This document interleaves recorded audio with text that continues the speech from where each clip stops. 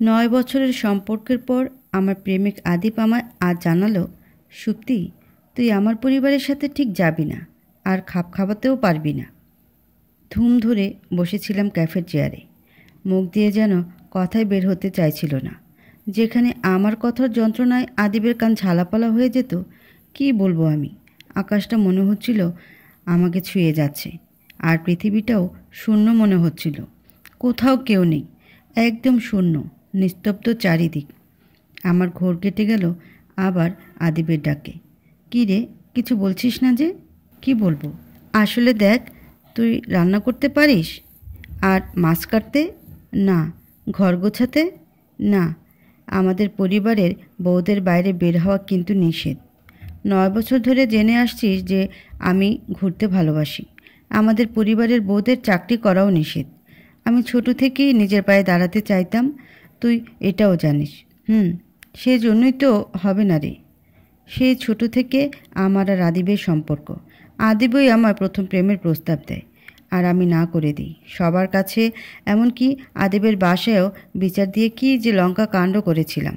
শুনেছিলাম আদিব অনেক মারও খেয়েছিল, আর এরপরও বলে গিয়েছিল আমায় ভালোবাসে। বাসা থেকে বেরো নাকি করে দিয়েছিল। বাবা মা মামা সকলের কথার অবাধ্য হয়েছিল। আমাকে এক দেখায় ভালোবেসে ফেলেছিল বলে। ঘটনার ফলশ্রুতি এতটাই ভয়ঙ্কর হয়েছিল যে আদিব সুইসাইডও করতে গিয়েছিল। আমি অবশ্য এসব শুনেই গলে গিয়েছিলাম। তারপর কথা, কথার পৃষ্ঠে কথা, আর বহুদিন পর দেখা, আবারও দেখা আর প্রেম। সব কিছুই যেন না চাইতেই হয়ে গিয়েছিল, আর এভাবে কেটে গিয়েছিল বহুদিন। তারপর বছর, আর তারপরও কিছু বছর। এখন আদিবের মা ও আমাদের ব্যাপারটা মেনে নিয়েছে। আদিবও অনেকটা বড় হয়েছে, মায়ের সাথে আরও ফ্রি হয়েছে। আমার সাথে তার মায়ের কথাও বলিয়ে দিল। প্রথমে আন্টি, তারপর মা ডাকা শুরু করলাম। ছোট ছোট বিষয় ঝগড়া, আর আদিবের এসে বলা সরি, আর আমার সর্বকালের ঝাড়া ডায়লগ, সরি বললেই সব ঠিক হয়ে যায় না। এসব মিলিয়ে কেটে গেল আরও কিছু বছর। আর এখন বর্তমানকালের কিছু বছরগুলো এমন হয়েছে যে সরিটা আমিই বলি, সে হয়তো বলে। রাগ করে ব্লক করে সেই রাখে, আমি হয়তো নিজে থেকেই দেখা করতে গিয়ে সব ঠিক করি। এভাবে ঠিক থাকেও কিছুদিন, কিন্তু আবার আসলে আদিব খুব চরিত্রবান আর বুদ্ধিমান ছেলে, অনেক বাস্তবিকও। কিন্তু আমি যে সে আবেগের প্রেমে পড়েছিলাম, তাই বিয়ের বয়সে এসে আদিবের এমন অতি বাস্তবিক কথা প্রেমিকা হিসেবে মেনে নিয়ে নিজেকে যখন আদিবের বউ হিসেবে কল্পনা করছি, বড্ড বেমানান লাগছে। না, ক্যাফেতে আর বসে থাকা যাবে না, কেমন অসহ্য লাগছে। আমি কাঁদতে কাঁদতে বাসায় চলে এলাম। বাসায় ঢুকতেই আম্মু জিজ্ঞাসা করলো, কী রে, আদিবের সাথে দেখা হলো? কবে দেখতে আসছে ওরা তাহলে? আম্মু বাবা কেউ আদিবকে শুরুতে মেনে নেয়নি। নিজের কত বিয়ের ঘর যে ভেঙেছি, আদিবের জন্য তার হিসাব নেই। অনেক কষ্টে খাওয়া দাওয়া বন্ধ করে, রাগ দেখিয়ে দরজা বন্ধ রেখে তবেই বাবা মাকে রাজি করেছিলাম। আদিবের বেতন 10,000। পরিবারের অবস্থাও তেমন ভালো না। এসব নিয়ে আমার কখনো কোনো মাথা ব্যথা না থাকলেও বাবা মার এতে ছিল ঘোর আপত্তি। কিন্তু আমার জেদের কাছে এই আপত্তি বশ্যতা স্বীকার করল। আম্মুকে কিছু না বলে আমার রুমে চলে এসেছি। দরজা বন্ধ করে বেসিংয়ে গিয়ে চোখে মুখে পানি দিয়ে এবার আয়নায় নিজে বেশ কিছুক্ষণ দেখে আমিকে আয়নার প্রতিবিম্বে আবিষ্কার করে নিজের সাথে কথা বলার চেষ্টা করলাম। তুই কত বোকা রে সত্যি। যখন ছেলেটা প্রেম করতে এসেছিল, কেন তুই স্ট্যাম্পে তার লিখিত দলিল নিলি না? কেন তখন সেই দলিল তাকে দিয়ে স্বাক্ষর করিয়ে এটা লিখে রাখলি না যে তুই তার এবং তার পরিবারের যোগ্য কিনা? কেন তুই বুঝলি না, কোনো মানুষের যখন তার খুব ভালো লাগার মানুষটির ব্যাপারে জানা শেষ হয়ে যায়, তখন তার প্রতি আগ্রহ কমে যায়। মানুষ মাত্রই পরিবর্তনশীল, আর গিরগিটির মতো রং বদলায়। যার জন্য আদিব তার পরিবারের বিরুদ্ধে গিয়েছিল, পরিবারের কথা অমান্য করেছিল, আর আজ সেই পরিবারের দোহাই দিয়ে তোকে ছেড়ে যাচ্ছে।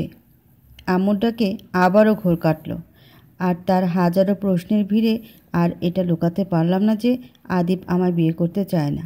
কথাটা শোনা মাত্রই আম্মুর অপমানজনক কথা যেন আমার বুকের ভিতরের ক্ষতে লবণ আর মরিচ ঢালার স্বাদ পাচ্ছিলাম। বাবাও আমার সাথে কথা বলা বন্ধ করে দিল। অপরদিকে আমি ভাবছিলাম আদিবের মাকে সব বলবো, বা আদিবের হাত পা ধরে ওকে বিয়ে করতে রাজি করাবো। কিন্তু মন তা করতে চাইলেও বিবেকের কাছে বাধা পড়ছিলাম বারবার।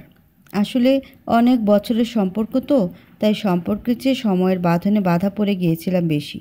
কথা বলাটা যেন অভ্যাস হয়ে গিয়েছিল। অভ্যাসের ফলশ্রুতিতে আদিব আর আমি একে অপরের খোঁজ নিতাম, কেমন আছি এই অবধি। কিন্তু আদিব তখনও বিয়ে করতে নারাজ। আমিও জোরাজুরি বা তাকে প্রতারক বলে আখ্যাও দেইনি, কারণ আমি জানতাম আদিবের যা মন চায় তাই করে, আর আদিব ভুল কিছু কখনো করতেই পারে না। আসলে বিশ্বাস করাটা সময়ের সাথে কখন যে রক্তে মিশে গিয়েছে বুঝিনি। আর আমরা মেয়েরাও বড্ড অদ্ভুত, কাউকে ভালোবেসে ফেললে তার প্রতি আসক্ত হয়ে যাই। এইভাবে চলতে চলতে সত্যি সত্যি বিয়েটা ঠিক হয়ে গেল বাবার বন্ধুর ছেলের সাথে। আর এবার না করারও মুখ নেই। আমার আত্মহত্যা করার মতো সাহস নেই। দেখতে এসেই আংটি পরিয়ে চলে গেল।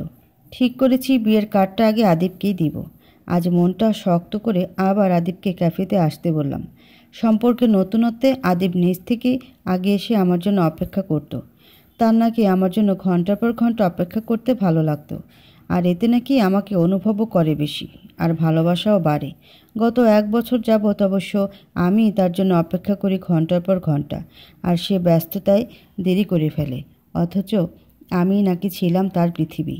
আম্মুর ফোন চুরি করে সারা রাত কথা বলার দিনগুলো কবে যে হারিয়ে গেল চোখের পলকে টেরই পেলাম না।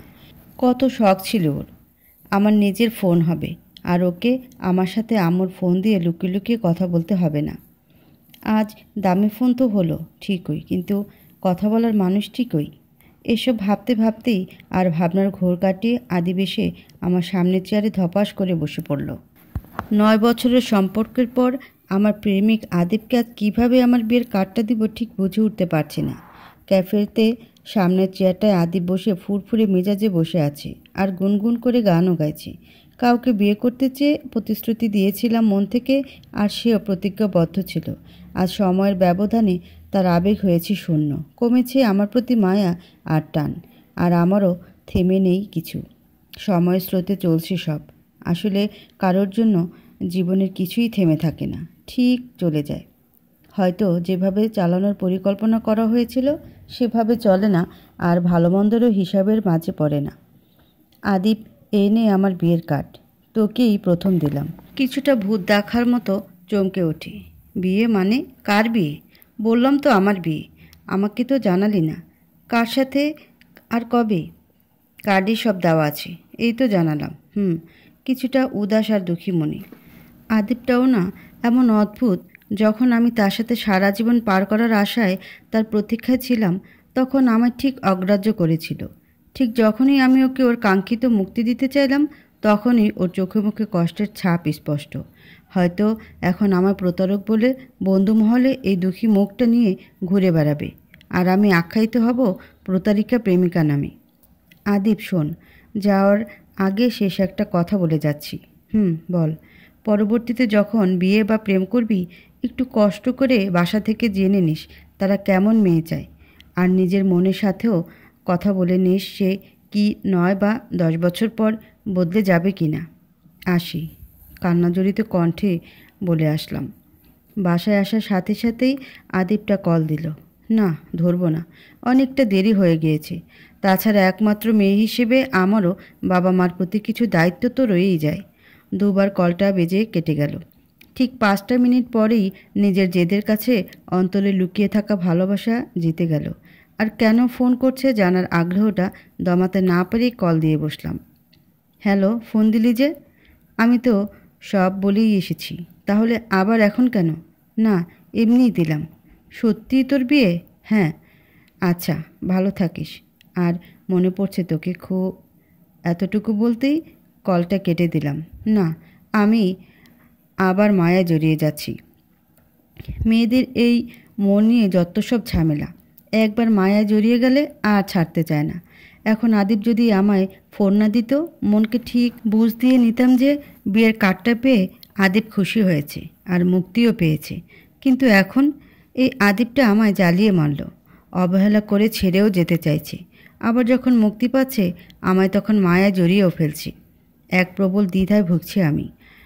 এমন সময়ই বাবা এলো হাতে গয়নার 3টি বাক্স নিয়ে। মারে, জানি তোর জীবনে একটা খুব খারাপ সময় গিয়েছে।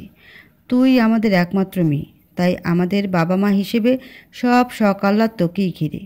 এই গয়নাগুলো তোর মা আর আমি টাকা জমিয়ে জমিয়ে খুব শখ করে বানিয়েছিলাম আমাদের মেয়েকে গয়নায় মুড়ে দিব বলে। এই যে নিজ হাতে তোর বিয়ের এত সব আয়োজন করছি, তোর ভবিষ্যৎটা নিজ হাতে গুছিয়ে নিশ্চিন্ত হতে পারছি, এই জীবনে এই তো ঢের।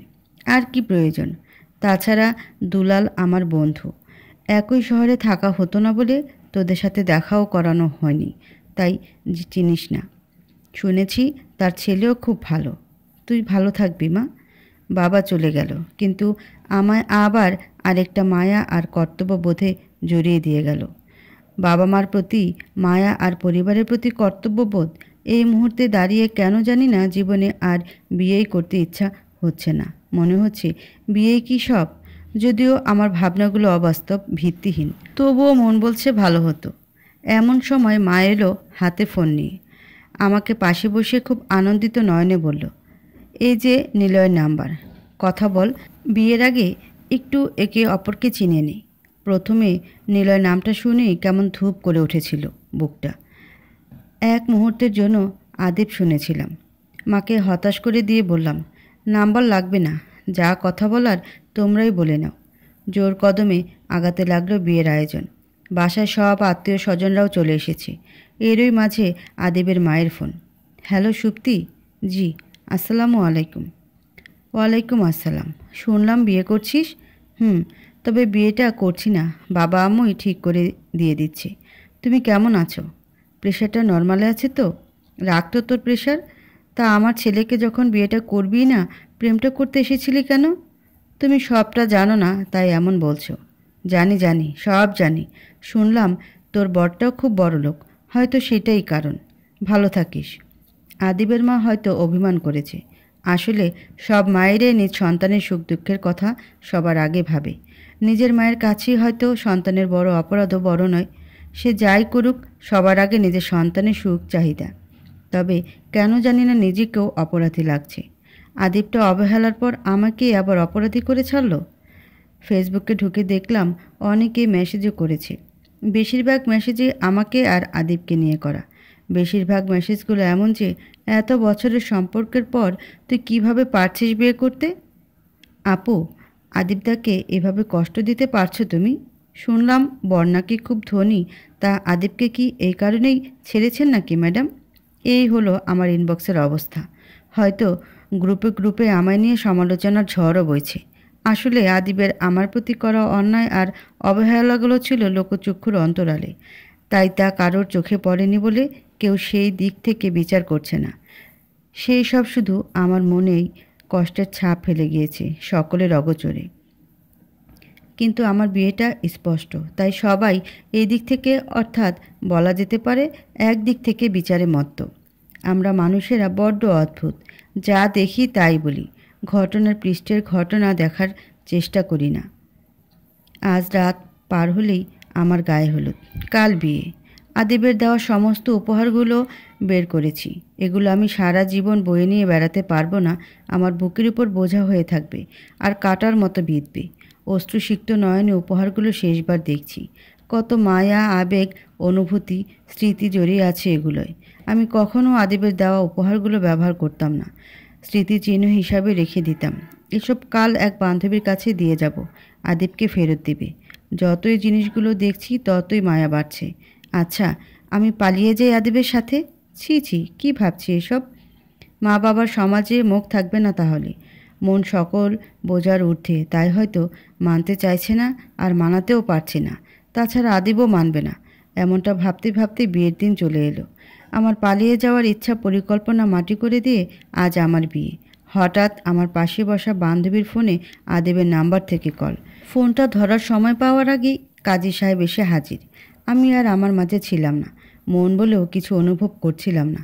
অঝরে কেঁদেই যাচ্ছিলাম, আর এরই মাঝে বিয়ে হয়ে গেল। আমার চেনা শহর আর মানুষগুলোকে ছেড়ে চলে এলাম ভিন্ন এক শহরে। ফুলসজ্জার খাটে বউ সেজে বসে আছি। আদিবকে নিয়ে কল্পনা করা এই দিনে আজ দিনটা ঠিক থাকলেও বদলে গিয়েছে মানুষ। তবে আমার কাউকে ঠকানোর অধিকারও নেই। তাছাড়া যে আমায় বিয়ে করেছে তারও অধিকার আছে আমার অতীত সম্পর্কে জানার। আজই সব বলে দিতে হবে। ঘড়িতে বাজে রাত 12টা। এই সময় নিলয় ঘরে প্রবেশ করলো। আমি ঘরে পায়চারি করছিলাম আর ভাবছিলাম নীলকে সব কিভাবে বলবো আর শুরুটাই বা কীভাবে করব। কিভাবে বোঝাবো যে আমার ওকে এই মুহূর্তে স্বামী হিসেবে মেনে নেওয়া সম্ভব না। আমারও তো মন আছে। আমি তো আর নিজের মনের উপর জোর খাটাতে পারি না। নতুন বউর এমন চিন্তিত মুখে পায়চারি দেখে নিলয় খুব অবাক হলো। মনে হলো তাকে আরও অবাক করে দিয়ে বললাম, আমার আপনার সাথে কিছু কথা আছে। ফুলসজ্জার রাতেই আমার নতুন বরকে আমার প্রেমিকের কথা বলে দিয়েছিলাম। সাথে এটাও বললাম, এই মুহূর্তে আমাকে তার স্ত্রী ভূমিকা পালন করা সম্ভব না। কয়েক মাসে প্রেমিক হলে তাও একটা কথা ছিল। 9 বছরের সম্পর্ক ছিল আমাদের। নিলয় মানে আমার বর আমাকে ছেড়ে দিবে নাকি আমার অতীত মেনে নিবে, এসব কিছুই কথাগুলো বলার আগে মাথায় কাজ করছিল না বা আসেও নি। মাথায় তখন শুধু একটাই কথা ছিল যে কিভাবে তাকে সব গুছিয়ে বলবো, কিভাবে শুরু করব। তবে কথাগুলো বলার পর নিলয়ের নিস্তব্ধতার এই মুহূর্তে আমার ভবিষ্যৎ নিয়ে ভাবছি আর মনে মনে দৃঢ়তা আনছি, যাতে বের করে দিলেও অনুনয় বিনয় করতে না হয়, আবার বাবা মায়ের উপরেও বোঝা না হতে হয়। আমার ভাবনা আর নিলয়ের নিস্তব্ধতার পাঠ শেষ করে নিলয় শুধু একটা কথাই বলে ঘর থেকে বেরিয়ে গেল, ঘুমিয়ে পড়ো। আমার মনে হাজারো প্রশ্নের ভিড় এসে জড়ো হলো। নিলয় কেন আমার 9 বছরের সম্পর্কের কথা আর সেটা ভাঙানোরও কারণ জেনে কিছুই বলল না। নিলয় কি কাল আমায় বের করে দিবে? এসব ভাবতে ভাবতেই কখন যে ঘুমিয়ে গেলাম বুঝেই উঠতে পারলাম না। আর সকালে ঘুম ভাঙল ননদের ডাকে। ওঠার সাথে সাথেই ননদের প্রশ্নের মুখে পড়লাম, এ কি ভাবি, ভাইয়া অন্য ঘরে ঘুমাচ্ছে যে? কিছুই বললাম না। কিছুটা এড়িয়েই ওয়াশরুমে ঢুকে ফ্রেশ হয়ে বের হতেই খেলাম আরেকটা ধাক্কা। বিয়ে বাড়িতে মানে বরের বাড়িতে যতজন আত্মীয় এসেছিল সকলেই আমার ঘরে এসে জড়ো হয়েছে। আর নিলয় কেন ঘরে ছিল না তার গুঞ্জন। এ তো মহাবিপদ। আজ আবার বৌভাতে বাবা মাও আসবে। তারা এসে এসব শুনলে বড্ড কষ্ট পাবে। হঠাৎ নিলয় ঘরে ঢুকে পরিস্থিতি তার পেট খারাপের কথা বলে ভালোভাবে ঠান্ডা করে দিল। আসলে নিলয়ের পরিবারেরও তো মানসম্মানের ব্যাপার আছে, এই যাত্রায় রক্ষা। এরই মাঝে নিলয় আমার সাথে খুব দরকার ছাড়া একটা কথাও বলে না। আর পরিস্থিতি এড়াতেও ওর ঘরেই খাটে আমাকে থাকতে দিয়ে সে থাকে নিচে, যদিও ওইদিকে আমার কোনো মাথা ব্যথাই নেই।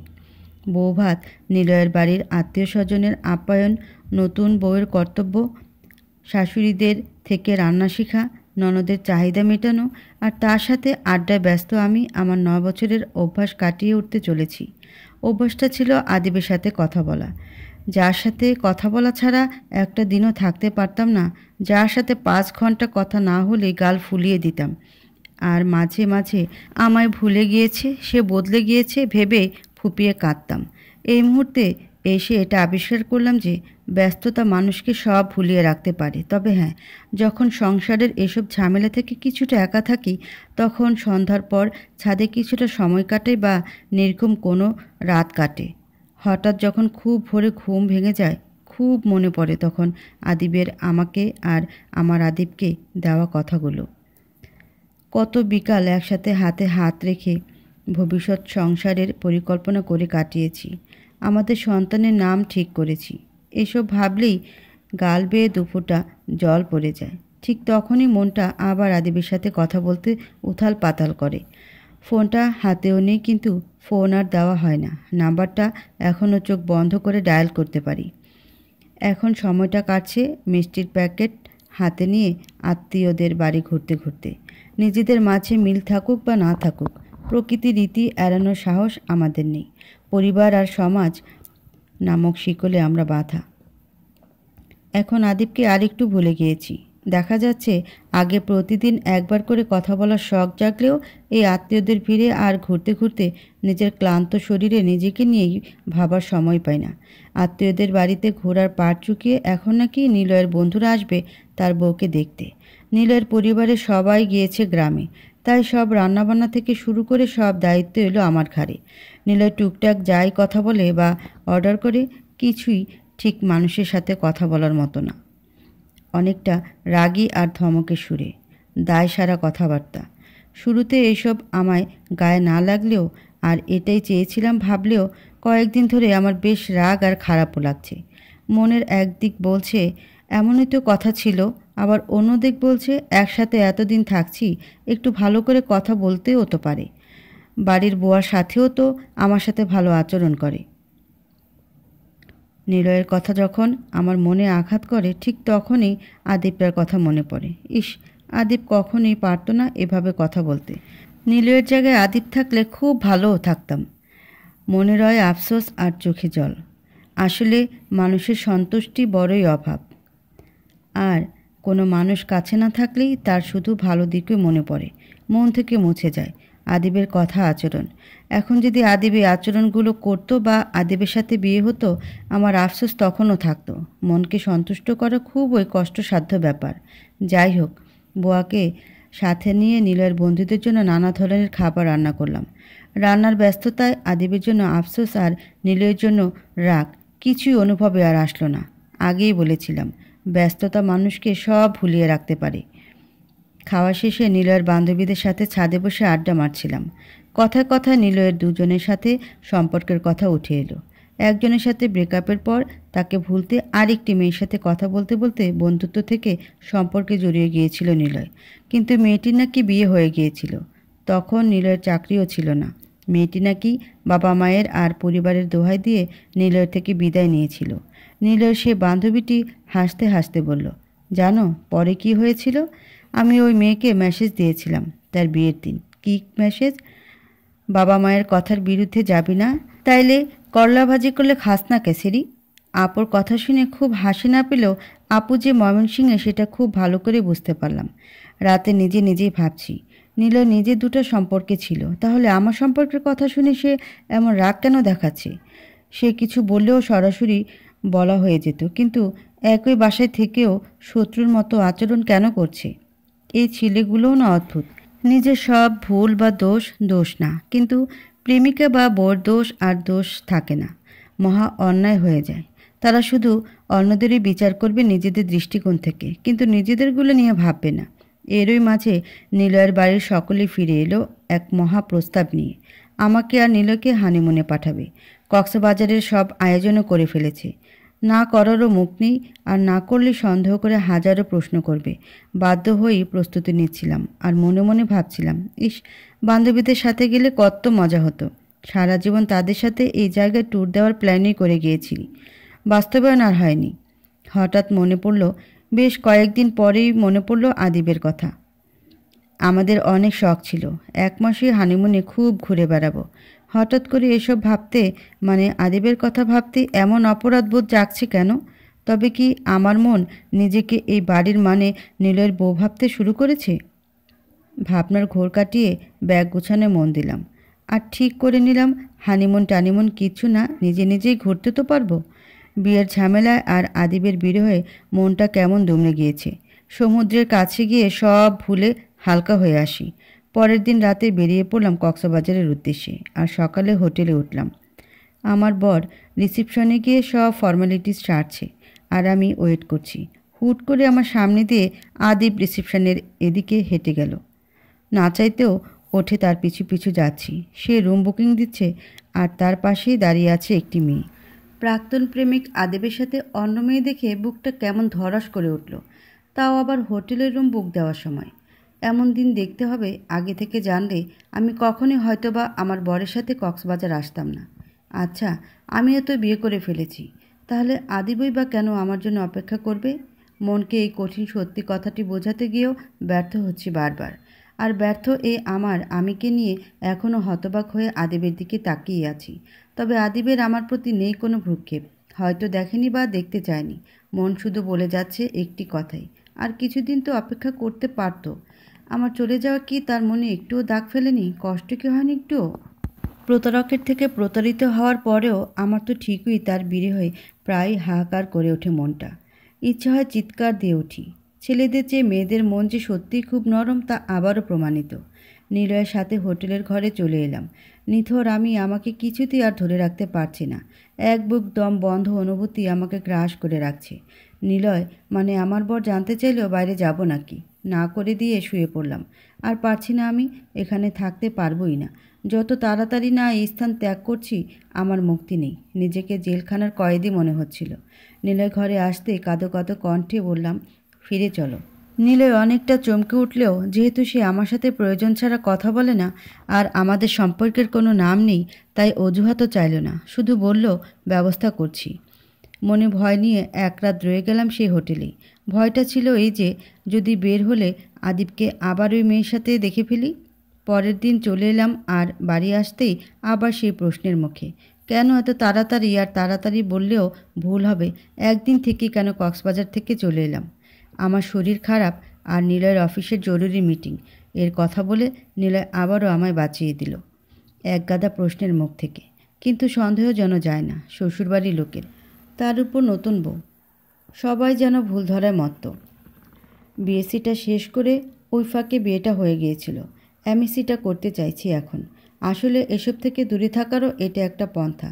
আর ইচ্ছা তো আছেই, কিন্তু আবার পড়াশোনা শুরু নাম শোনার সাথে সাথেই শুরু হয়ে গেল শ্বশুরবাড়ি থেকে নানা ধরনের কথাবার্তা, যা আমার দেহে কাটার মতো বিচ্ছে।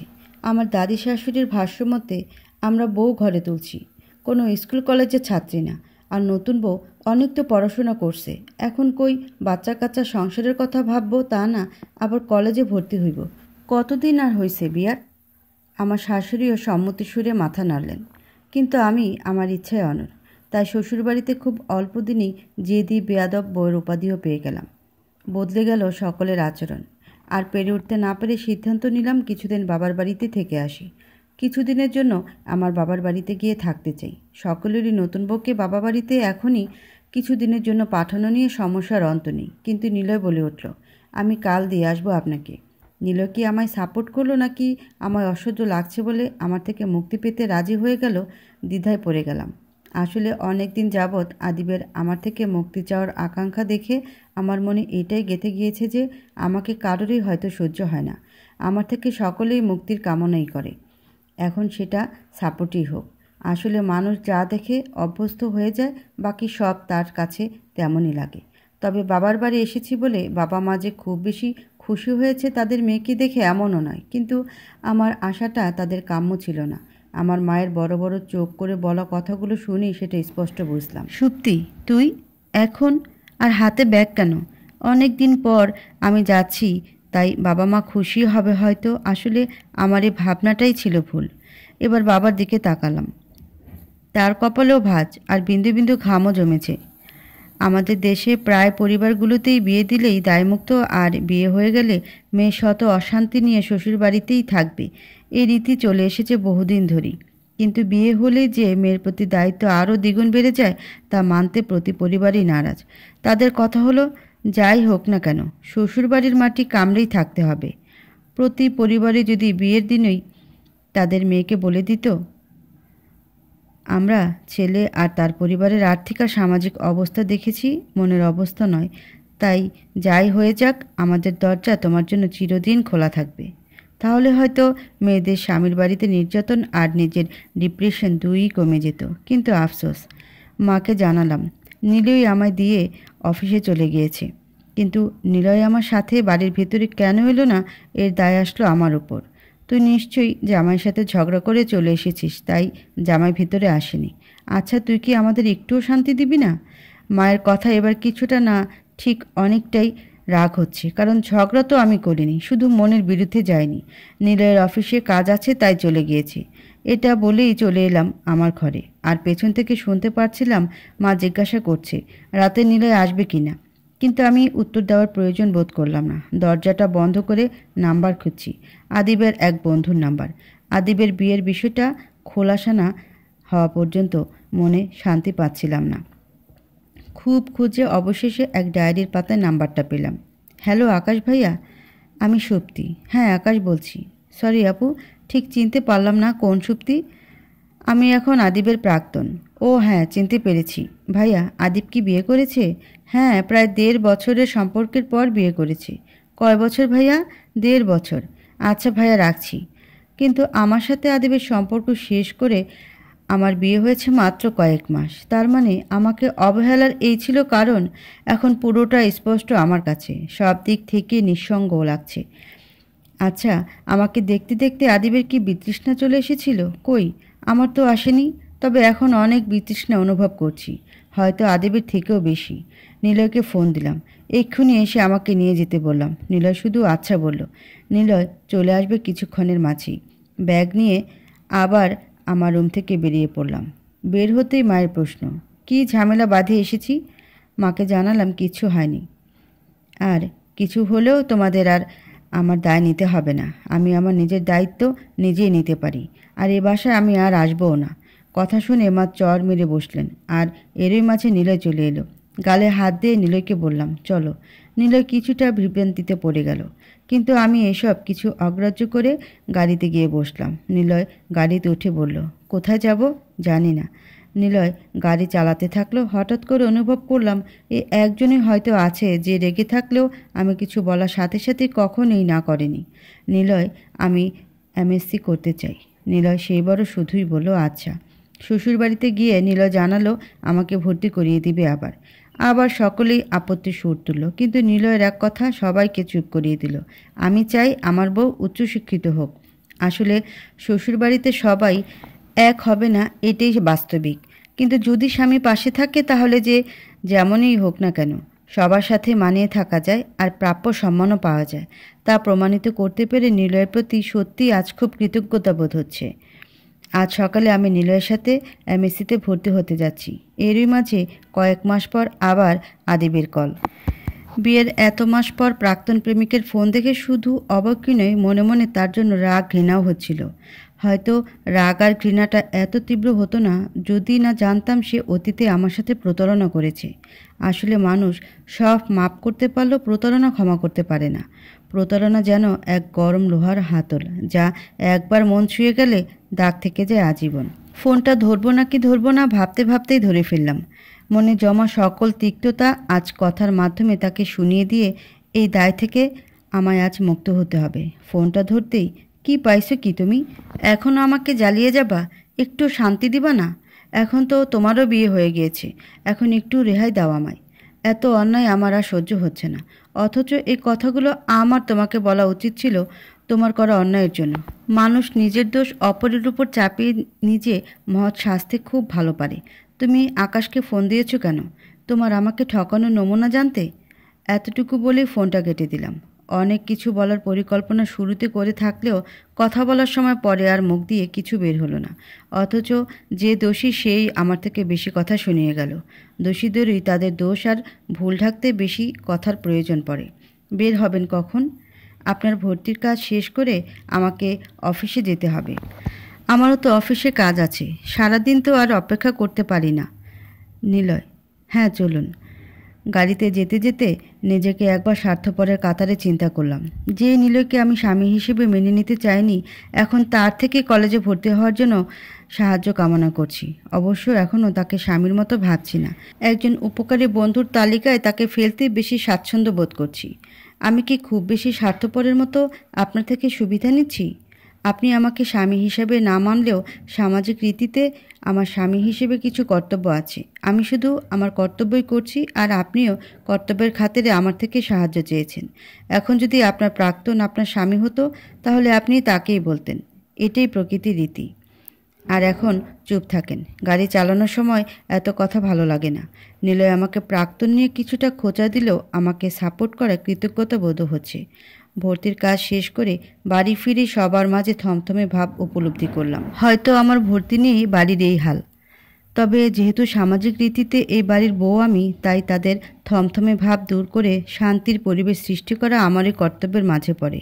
তারা আমার ভর্তি হওয়াতে নারাজ ছিল বলে আমিও অভিমান করে থাকলে তাদের সাথে দূরত্ব আরও বাড়বে। আসলে আমার মনটাও আজ ভালো, আর মন ভালো থাকলে সব কর্তব্যই পালন করতে মন থেকে আগ্রহ পাই আর ভালো লাগে। রান্নাঘরে ঢুকেই সবার পছন্দের খাবার বানালাম। সবাই খেয়ে যেয়ে অনেকটাই খুশি হলো, মুখে না বললেও তা স্পষ্ট বুঝতে পারলাম। আর শাশুড়ি মায়ের রাতের ব্যথার জন্য আসার সময় একটা মালিশের তেলও নিয়ে এসেছিলাম। খাবারের পরে ওটা দিয়ে মালিশ করে দিচ্ছি। মা হয়তো আরাম পাচ্ছে। আমার পানে সন্তুষ্টির দৃষ্টিতে তাকালো। এবার ননদের ঘরে গিয়ে আমার থেকে একটা 3 পিস দিয়ে আসলাম। বিয়ের পরের দিনই সে ওইটা খুব পছন্দ করেছিল। খুশিতে তো আমায় জড়িয়ে ধরল। তবে দাদি শাশুড়ি এখনও আমার উপর অসন্তুষ্ট। কথা শুনিয়েই যাচ্ছে। ওনাকে পান সাজিয়ে দিলাম কিন্তু খেলো না। কিছুটা মন খারাপ হলো বটে। আসলে আমি একা সবার মন জয় করতে পারবো এমন তো না।